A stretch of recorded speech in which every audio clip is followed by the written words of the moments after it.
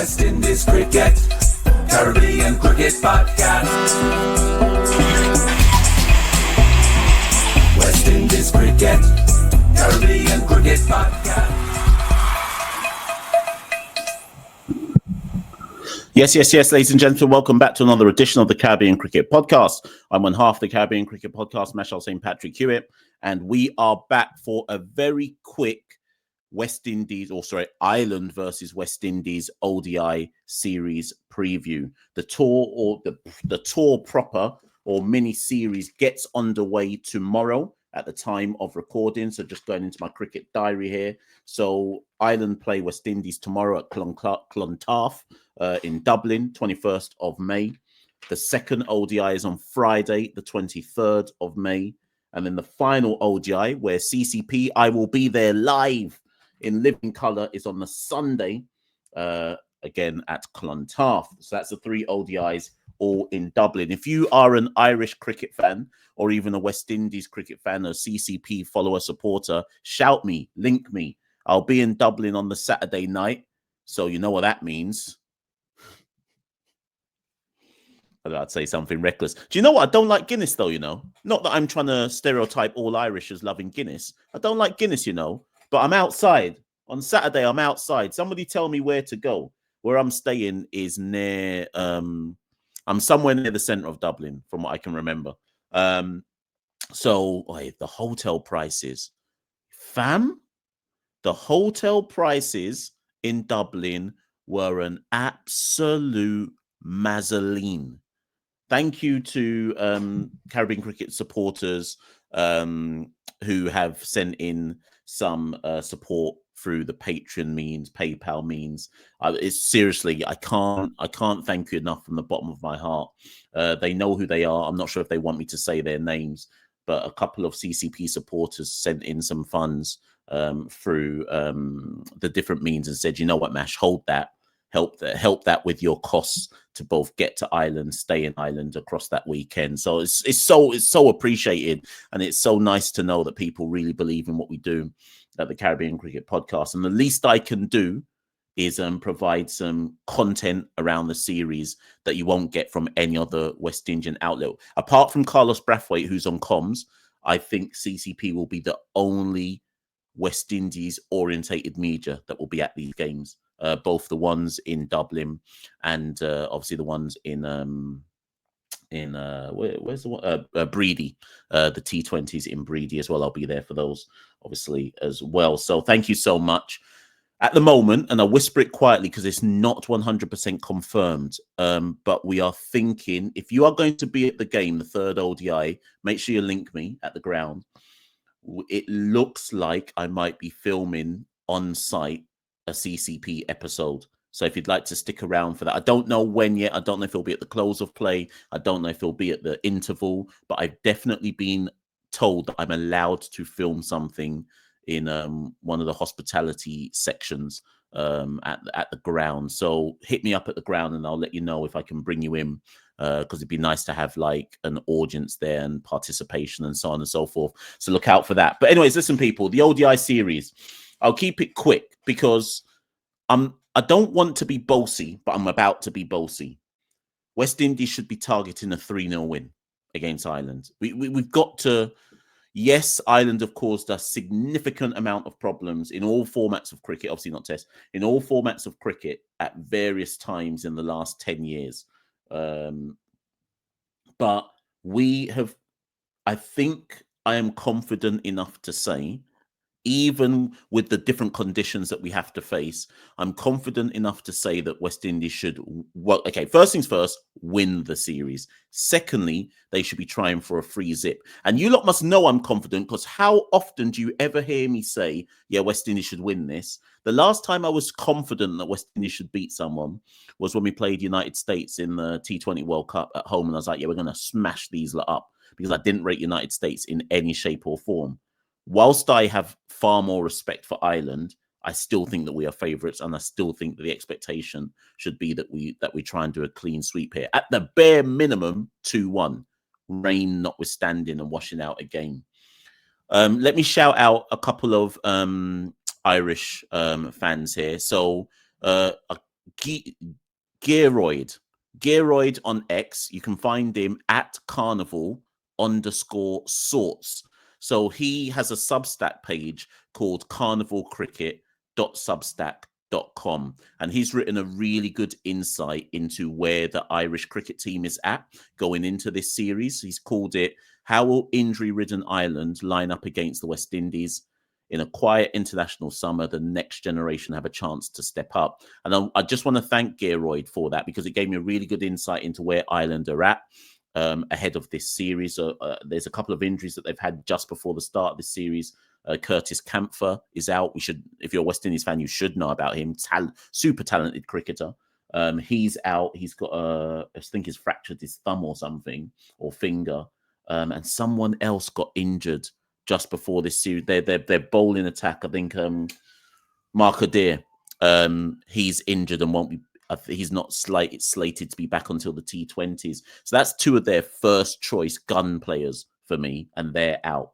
So Ireland will definitely be trying out some of their bench strength in this series. That doesn't mean they're a weak team, but it does mean that they're trying out their bench strength. So again, I reiterate that West Indies should go into the series believing that they're favourites and playing as if they are favourites to win it. But Ireland will always be game, certainly against the bigger teams. So you just never know. And I don't want to sound cliched, but you just never know. And some of these young guns that are going to get their chance, that have played for like the Ireland Wolves team, which is their A side, have certainly shown both in the A format and within their domestic scene that they have talent and capabilities. Whether they can show it at the international level on by any consistent means, who knows? But certainly I believe that West Indies will be coming across a few players that they are unfamiliar with. And yes, in the modern era, analysts have loads of video on pretty much everyone these days. But there's a difference between having video on a player that you've never seen before and playing against the actual player. So maybe in that sense, it gives Ireland a bit of an edge, in that there'll be some players we just don't really have much info and data on. That said, let's look at the West Indies team. And this is a quick episode. I'm not trying to do any long thing here and go into some deep dive, because I don't see the point. I said in the Discord group the other day that you may have noticed that on the channel, I no longer really spend time doing videos like, oh, and who should be the 11 for this game? I just don't. Once upon a time, I did that, right? But I'm not. Yes, it gets a lot of clicks, but I'm not actually convinced it's good enough content. Like, oh, who should be in the team? Like, there's a certain shelf life to that kind of content. Hear me out, right? I don't actually care. Like, my thing is, whoever Sammy and his backroom team pick, do your flipping job, innit? Like, I don't actually care who makes the 11. Whoever they believe is the 11, I'm cool with that. I just need to know that they do their job. Do your job. Like, it doesn't bother me that much who plays against Ireland. Just get the job done. Get the W by any means necessary, right?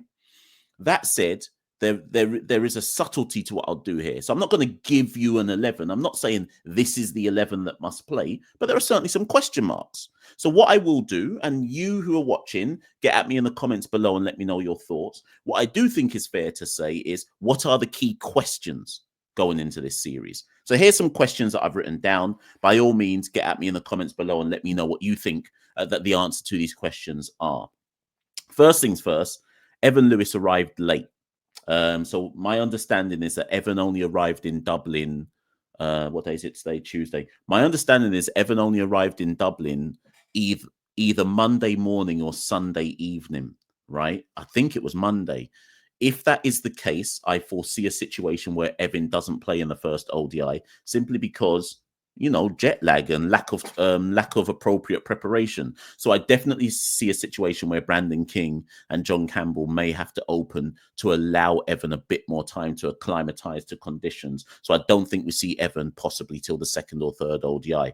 But then again, these international cricketers these days, they're so used to flying from one down bad T20 tournament to a next one and having no rest in between, that does it even matter anymore if you've just jumped off a plane? Can you just jump straight out onto the field anyway? So that will be interesting. Obviously, Rutherford is out. His team, I think he's at Gujarat Titans. They've just qualified for the IPL playoffs. He's not in the squad. So it's a question mark as to who replaces Shafane Rutherford. He was ODI Player of the Year last year, made the ODI Team of the Year, International Team of the Year last year, and had a real breakout season in 2024, right? So they will want a left-hander to replace Shafane Rutherford, which means, again, a lot is linked to Evan Lewis, but I don't... Django scored a century on debut. I just see a situation where Django plays for Rutherford just because they'll want a like-for-like left-hander. Whether that means Django comes in at number 5, that's a question mark in itself, or they rejig the order. But I just see Django playing for Rutherford to make sure that they have a left-handed bat. Again, question marks over Evan, but another left-handed bat in the top 6. Next question, or next issue, Romario Shepherd is out. He also is in the IPL. His team, Royal Challengers Bangalore, are also in the IPL playoffs. We will not see him across the ODI series in Ireland and England. So I think this is a chance for Matthew Ford to stake an all-rounder claim. There's plenty... Matthew Ford has shown kind of real evolution with the bat in the last 6 months or so. There's always been a sense that Ford can really give it a biff baff bosh with the bat, certainly at the domestic level. I think there's levels to this. He's yet to really show that at the international stage and on any consistent level. But I think Romario's absence opens up a window for Matthew Ford in that number 8 position. So that's where... Whether Romario Shepherd should be a number 8 is up to debate, but I just think that there opens up a spot there for Matthew Ford to fill the third seamer role, and also be a lower order biffer not in the Romario Shepherd style, because he doesn't have that game yet, but certainly he can audition for a role like that. Other than that, I think the team really writes itself. Will we see Joel Andrew at some point? Yes, I'd expect so. Irrespective, hear me out, irrespective of what the series score is, Joel should get a game. I don't want to see them give Joel a game in England when we're playing Ireland first. With respect to the Irish, if you're going to try Joel Andrew out in another ODI international, make it against Ireland. Don't send him into the slaughter zone against England. And yes, some of you will say, oh, Mash is sink or swim. If he's really got talent, he'll be able to swim against the big sharks. Allow him in it. He's 18 years old. Let him play against like the inexperienced players that Ireland are going to put in if we're going to play him. So in one of these 3 ODIs, Joel Andrew should get a go. It is my thing. Everybody in the squad should basically get a go. Shamar Joseph. I don't have Shamar Joseph in my starting ODI setup, but he should get a game at some point in time. There is, yes, World Cup qualification is on the line. Yes, we can't get away from the fact that points matter, right? And we can't afford to just give man a game for the sake of giving man a game. And I hear all that. But at the same time, I expect to see some role. What I'd ideally like to see is this. Win the first 2 games, which allows you to rotate a couple man for the last game. Your best team should play in those first 2 games. Whatever we deem that to be, then you get a couple man can rotate in for the final game. Listen, I'm not keeping it long. I promised you. Look how long this one's gone. Only 15 minutes, you know. Sometimes a Caribbean Cricket podcast episode has to be a short one. Like I say, this ain't about, here's my 11. So Darren, Sammy should do this. Allow me and allow him. Pick who you want to pick, Sammy, yeah. Just pick who you want to pick. And whoever you pick, do your flipping job and get the W. That's all we care about, right? So listen, that's it from me. We've got several more episodes coming. I warned you yesterday, if anybody listened to the women's episode yesterday, we got pure content coming this week, and we got some special stuff that I've got planned emanating from Ireland. As ever, if you'd like to support the Caribbean Cricket Podcast, head to www.patreon.com/Carib Cricket. Every little bit helps and counts. Listen, Caribbean Cricket Podcast, I've got so many. Listen, the evolution is coming in 2025. You lot don't even know what I've got up my sleeve about what's going to happen with this entity right in 2025. So if you'd like to jump on the wave, you'd like to support the movement, please become a patron. And the patrons will tell you, I've really upped over the last month or so, I've seriously upped the amount of content being put in the patron group. Hopefully the patrons will attest to that and say, to be fair, Mash has dropped some actual stuff in there that's been really good to kind of just get an eye on and watch and so on and so forth, and get a feel and a flavour for West Indies cricket. So if you'd like to become a patron, please, I beg, click that link and do what you need to do. But at the bare minimum, if you're watching Caribbean Cricket Podcast for the first time, even if you're not, like the video, share the video, hit the notification bell, subscribe to the channel. We're on the road to 13K. Do you know what? At the start of this year, when we got started 2025, we were on 10.8K subscribers. We're now on 12.3. So the movement, we're moving slowly but surely. We're moving. So hit that subscription button. Find us wherever you can find us on all the kind of social media handles: X, Instagram, Facebook, Discord, Blue Sky. We're everywhere. Just search Caribbean Cricket Podcast and you must come find us. I've also started finally uploading all of the episodes back to Spotify. We took a massive break from that, but I'm slowly but surely working my way through uploading episodes onto the Spotify and Apple and all of that. So if you're somebody who actually prefers the audios, we're on there, people. Anyways, listen, I've been Mashal St. Patrick. And Toki and I will be back later tonight. If you're watching this, we're back later tonight. Jared Kimber is joining us for a very special episode. So look out for that drop in later tonight as well. Let me know what you think about everything Island Tour in the comments below. And I'll see you all very, very soon. West Indies Cricket, Caribbean Cricket Podcast.